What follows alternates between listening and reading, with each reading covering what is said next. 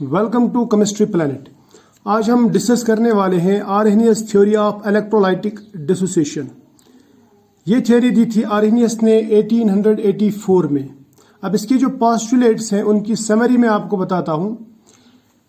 ये थ्योरी कहती है, जो पहला पॉइंट है इसका वो है कि मॉलिक्यूल्स जो रहते हैं इलेक्ट्रोलाइट के, वो जब हम सॉल्वेंट में डालते हैं, फॉर एग्जांपल वाटर में डालते हैं, तो वो ब्रेक होते हैं और दो तरह के आयन्स में कन्वर्ट हो जाते हैं, यानी दो तरह के आयन्स बनाते हैं।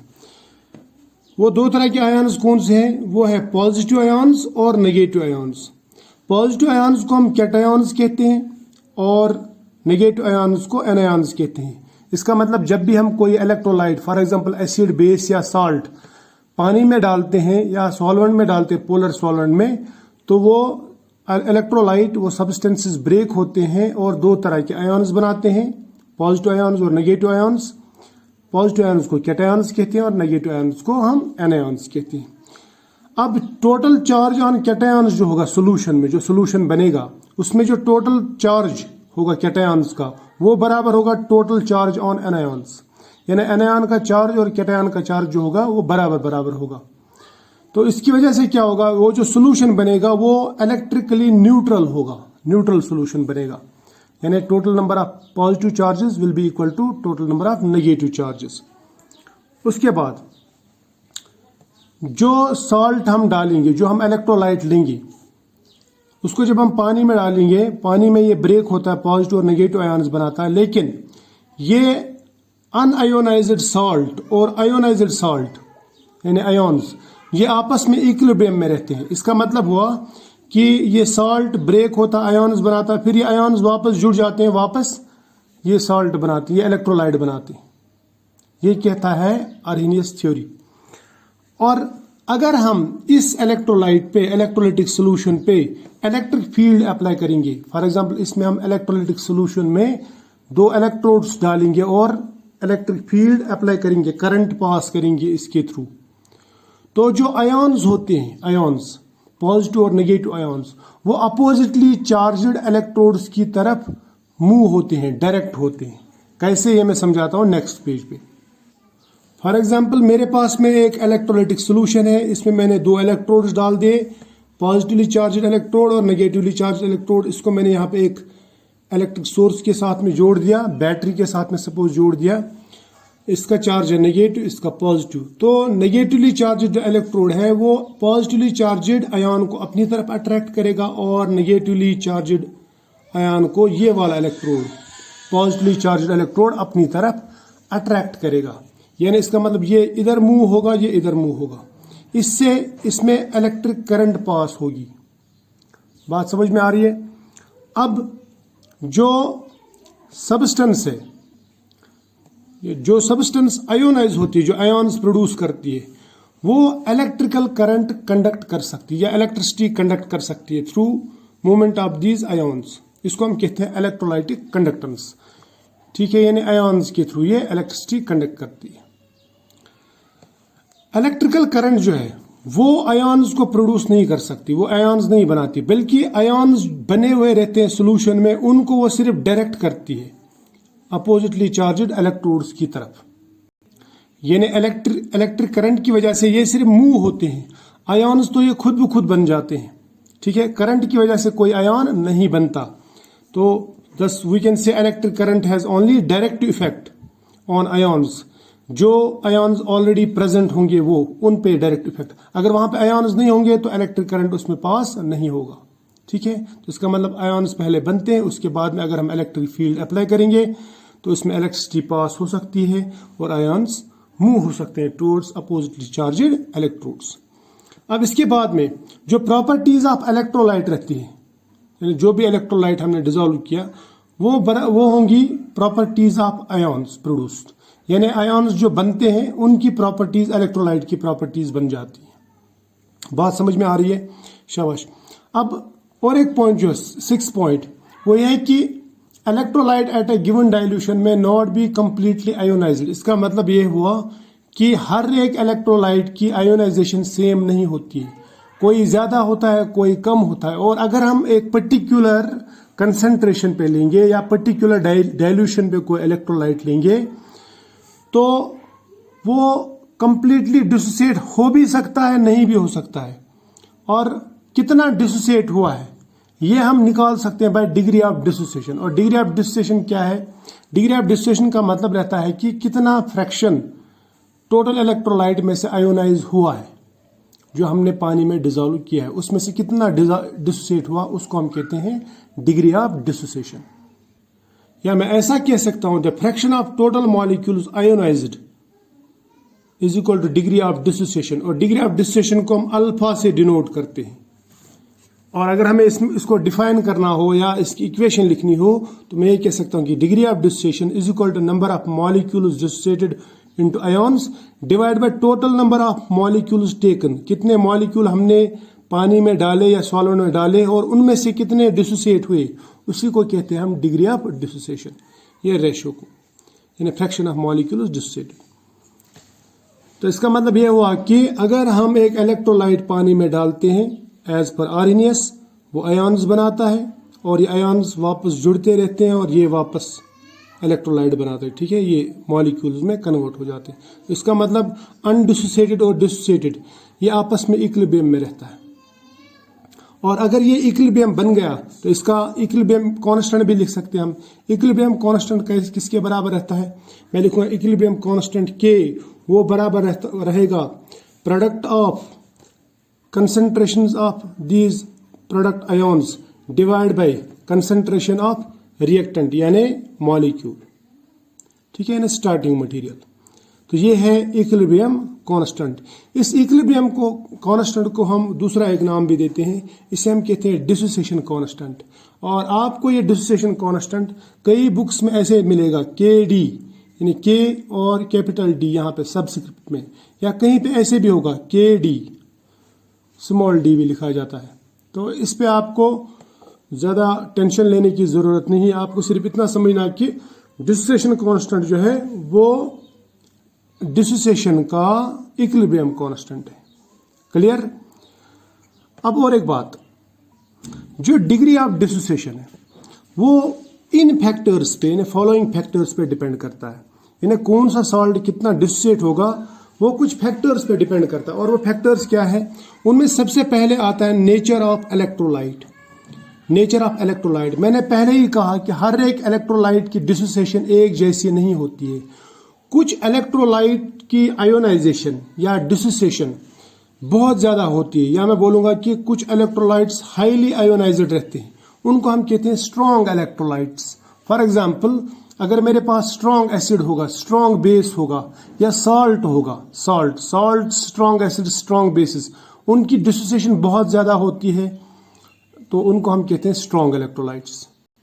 स्ट्रॉन्ग इलेक्ट्रोलाइट्स की मैंने आपको बताई एग्जांपल, स्ट्रॉन्ग एसिड्स जितने भी है, फॉर एग्जांपल HCl है, सल्फ्यूरिक एसिड है, HNO3, ये डिसोसिएट होते हैं, बहुत ज्यादा डिसोसिएट होते हैं, हाई डिसोसिएशन की डिसोसिएशन बहुत ज्यादा होती है, तो इनको हम कहते हैं स्ट्रॉन्ग इलेक्ट्रोलाइट्स।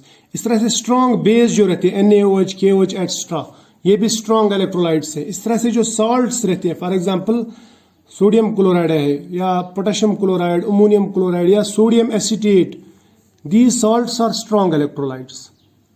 लेकिन वहीं पे कुछ इलेक्ट्रोलाइट्स ऐसे भी होते हैं जो अच्छी तरह से डिसोसिएट नहीं होते हैं, जो बहुत कम डिसोसिएट होते हैं, या मैं बोल सकता हूं कि जो पुअरली डिसोसिएट होते हैं। उन इलेक्ट्रोलाइट्स को हम कहते हैं वीक इलेक्ट्रोलाइट्स।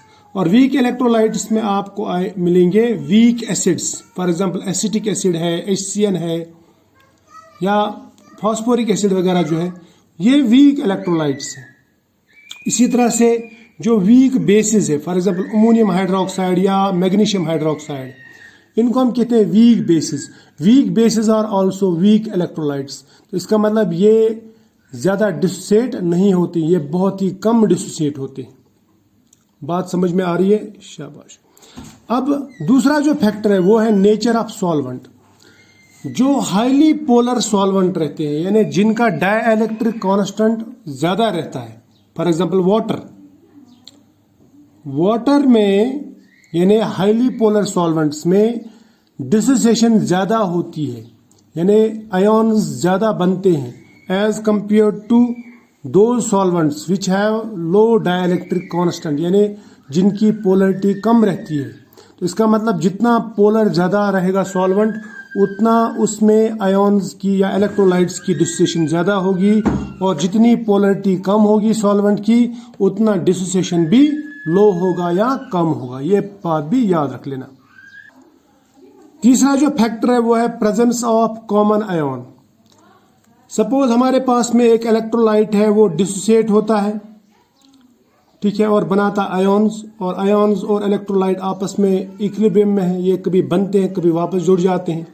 अगर इसमें हम एक ऐसा आयन डालेंगे जो इसके जैसा हो या इसके जैसा, यानी इन दोनों में से एक के जैसा हो, फॉर एग्जाम्पल हमने डाल दिया AX, कोई स्ट्रांग इलेक्ट्रोलाइट डाल दिया, उसमें से निकल गया A पॉजिटिव, तो A पॉजिटिव जब निकलेगा वो भी यहाँ पे जुड़ जाएगा इसी इलेक्ट्रोलाइट में, है ना, जब हमने इसमें डाल दिया।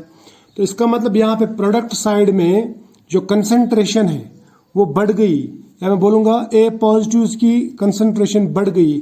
और हमें मालूम है जिस तरफ इक्विलिब्रियम में जिस तरफ स्ट्रेस बढ़ जाता है या कंसंट्रेशन बढ़ जाती है या प्रेशर बढ़ जाता है, सिस्टम उस साइड से दूसरी साइड को भागता है, यानी सिस्टम वो कंसंट्रेशन या जो वो स्ट्रेस है वो रिलीव करने की कोशिश करता है। तो इसका मतलब अगर यहाँ पे हम ये इसकी कंसंट्रेशन बढ़ाएंगे, इसकी कंसंट्रेशन बढ़ाएंगे, तो सिस्टम इधर भागेगा, यानी इधर की तरफ शिफ्ट हो जाएगा। और अगर हम इसकी कंसंट्रेशन बढ़ाएंगे सपोज, तो फिर ये सिस्टम यहाँ पे भाग सकता है, या सॉरी, अगर मैं यहाँ पे स्ट्रेस दूंगा तो सिस्टम इधर भाग सकता है। लेकिन हम यहाँ पे स्ट्रेस दे रहे हैं, हम A की कंसंट्रेशन बढ़ा रहे हैं, तो ये जो सिस्टम है ये बैकवर्ड डायरेक्शन की तरफ शिफ्ट होगा, ठीक है। तो इसका मतलब जब A पॉजिटिव की कंसंट्रेशन इंक्रीज होती है तो इक्विलिब्रियम शिफ्ट होता है इन बैकवर्ड डायरेक्शन। वो बैकवर्ड डायरेक्शन में क्या है, अनआयोनाइज्ड फॉर्म। तो इसका मतलब अगर हम कॉमन आयन डालेंगे तो उससे आयोनाइजेशन या डिसोसिएशन डिक्रीज होगी, ठीक है। तो मैं बोलूँगा फिर जो डिग्री ऑफ डिसोसिएशन है वो डिक्रीज हो जाएगी, कम हो जाएगी कॉमन आयन इफेक्ट की वजह से। अब चौथा जो फैक्टर है D, जिसको मैंने यहाँ पे D लिखा, वो है डाइल्यूशन। डाइल्यूशन का मतलब रहता है कंसंट्रेशन कम करना, यानी सॉल्वेंट ज्यादा ऐड करना। जितना हम डाइल्यूशन बढ़ाएंगे, जितना हम सॉल्वेंट ज्यादा डाल देंगे, उतना आयोनाइजेशन बढ़ जाता है, इंक्रीज होता है, या मैं बोलूँगा डिसोसिएशन इंक्रीज होता है, डिग्री ऑफ डिसोसिएशन इंक्रीज होता है, नंबर ऑफ आयन ज्यादा बनते हैं। और अगर हम डाइल्यूशन करते जाएंगे यानी सॉल्वेंट ऐड एक्स्ट्रा करते जाएंगे, तो एक पॉइंट ऐसा आएगा कि जो डिग्री ऑफ डिसोसिएशन है ये यूनिटी की तरफ जाता है, यानी ये 100% की तरफ भागता है, 100%, 100/100 दैट इज इक्वल टू 1। इसी को हम कहते हैं यूनिटी।